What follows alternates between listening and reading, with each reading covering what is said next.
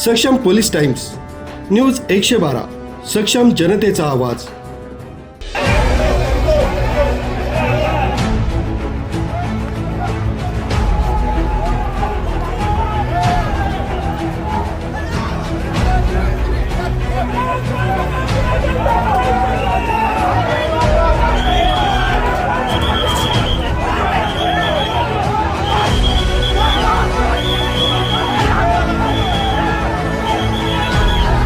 नाशिक शहरात TCS कंपनीत घडलेल्या धक्कादायक प्रकारामुळे मोठी खळबळ उडाली आहे।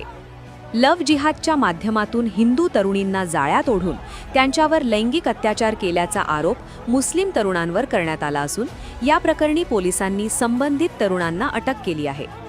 या प्रकरणी आज भाजप युमोज पदाधिकारी आणि कार्यकर्त्यांनी कंपनीत घुसून राडा करत कारवाईची मागणी केली।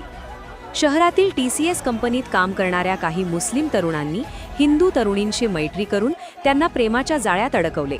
त्यानंतर त्यांच्यावर जबरदस्ती व लैंगिक अत्याचार केल्याचा गंभीर आरोप समोर आला आहे।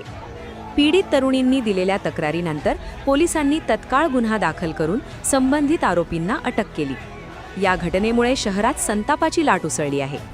या प्रकरणी HR विभागाच्या व्यवस्थापकाला अटक करण्यात आली असून तिने तरुणीच्या तक्रारीकडे दुर्लक्ष केल्याचा आरोप केला जात आहे।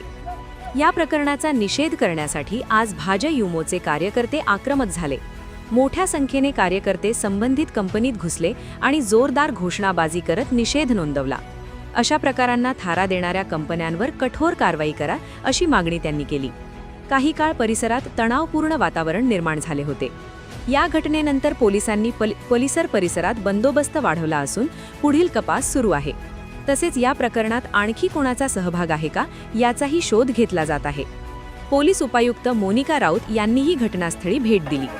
या घटनेमुळे नाशिकमध्ये सुरक्षेचा आणि महिलांच्या सुरक्षिततेचा प्रश्न पुन्हा ऐरणीवर आला असून दोषींवर कठोर कारवाई करण्याची मागणी नागरिकांकडून होत आहे।